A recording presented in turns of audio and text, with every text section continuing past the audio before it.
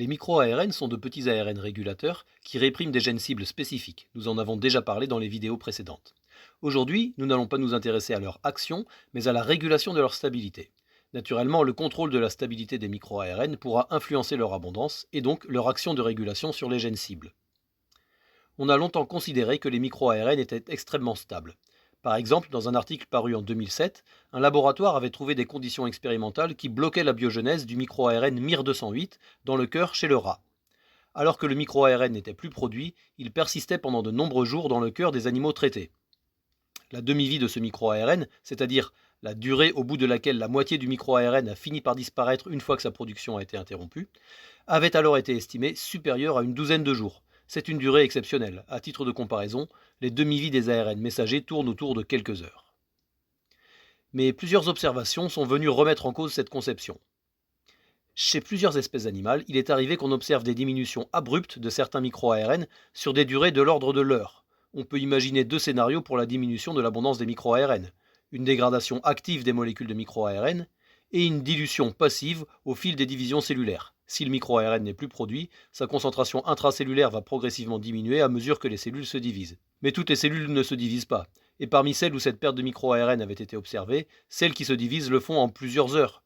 La vitesse de la perte de ces micro-ARN semblait tellement élevée qu'elle était peu compatible avec ce mécanisme de dilution. Elle semblait donc impliquer une dégradation active.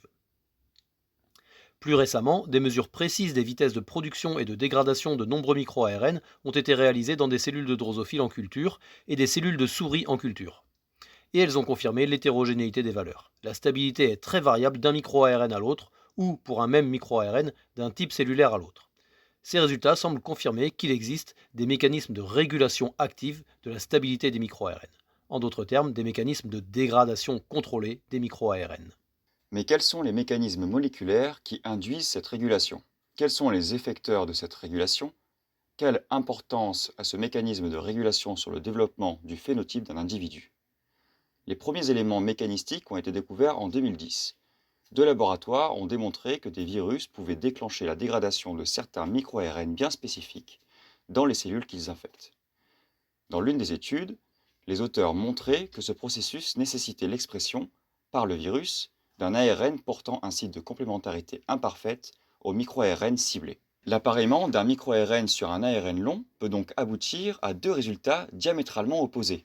Dans le cas classique, comme depuis une trentaine d'années, cet appareillement provoque la répression de l'ARN long. Mais, dans ce nouveau processus qui venait d'être découvert, l'appareillement provoque au contraire la dégradation du micro-ARN. La question se posait de savoir quel déterminant moléculaire oriente un duplex d'ARN vers un processus ou vers l'autre. C'est en 2015 que les premiers éléments de réponse ont été révélés. Les appareillements qui provoquent la dégradation du micro-ARN semblent nécessiter une bonne qualité de complémentarité entre l'ARN long et l'extrémité 3' du micro-ARN. De manière générale, la reconnaissance d'un ARN long par un micro-ARN nécessite un bon appareillement de l'extrémité 5' du micro-ARN, ce que l'on appelle la graine du micro-ARN. Pour que le processus de dégradation ait lieu, il faut en plus que l'extrémité 3' soit également bien appareillée. Sinon, c'est l'ARN long qui sera réprimé par le processus classique. Les rôles s'étant donc inversés, le micro-ARN étant maintenant devenu la cible de l'interaction, on nomme ce mécanisme dégradation dirigée par la cible, ou Target Directed MicroRNA Degradation, en anglais, que l'on abrège en TDMD. Dans ce même papier de 2015, les auteurs se sont intéressés aux potentielles différences d'activité du TDMD selon le type cellulaire. Ils ont donc observé que, dans des conditions expérimentales similaires, le TDMD se trouvait être bien plus actif dans les neurones comparé aux autres types cellulaires testés. En 2018, un long ARN nommé Cyrano a été identifié comme induisant la dégradation ciblée de MIR7 dans le cerveau chez la souris. En introduisant des petites délétions dans le site de reconnaissance de MIR7 dans Cyrano, ils ont observé que le TDMD était perdu. Même si ces séquences délétées restaient bien complémentaires du 3' du micro-ARN, elles avaient perdu leur efficacité. Les règles d'appareillement qui déclenchent le TDMD restent donc encore mal définies. En 2020, Deux équipes ont identifié une protéine effectrice jouant un rôle important dans le processus de TDMD, la protéine Z-SWIM8. Cette dernière recruterait un complexe protéique entraînant la dégradation de la protéine AGO, partenaire du micro-ARN. Le micro-ARN, alors exposé dans le cytoplasme de la cellule, se voit à son tour dégradé. Ces découvertes suscitent de nouvelles questions. La protéine Z-SWIM8 semble exprimée dans tous les tissus, ses partenaires également, alors qu'il semblait que le TDMD était plus actif dans les neurones. S'agissait-il d'une erreur? Ou le TDMD présente-t-il un tropisme neuronal qu'il faudrait alors expliquer? D'autre part, la mutation expérimentale de Z-SWIM8 chez la drosophile et chez la souris entraîne une dérépression de nombreux micro-ARN, mais dans des tissus variés, et sans qu'on ait pu préciser les règles de complémentarité entre ces micro-ARN et d'hypothétiques ARN longs inducteurs de TDMD. À l'heure actuelle, on ne comprend toujours pas les déterminants qui orientent un duplex vers le TDMD plutôt que vers les voies classiques de répression de l'ARN long. Enfin, cette mutation expérimentale de Z-SWIM8 provoque une létalité chez la souris et chez la drosophile, principalement autour de la naissance.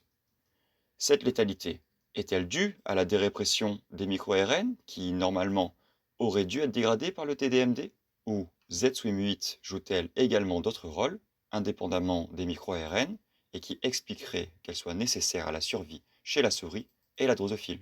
Le TDMD est-il un mécanisme impliquant systématiquement l'action de Z-SWIM8 ou existe-t-il d'autres effecteurs capables d'entraîner la dégradation ciblée des micro-ARN? On peut s'attendre à ce que les prochaines années apportent des réponses à plusieurs de ces questions. Voilà, c'est tout pour cette fois-ci. Vous pourrez retrouver cette vidéo ainsi que toutes nos autres vidéos sur le site web de notre équipe, sur le site de l'Institut de génétique humaine de Montpellier.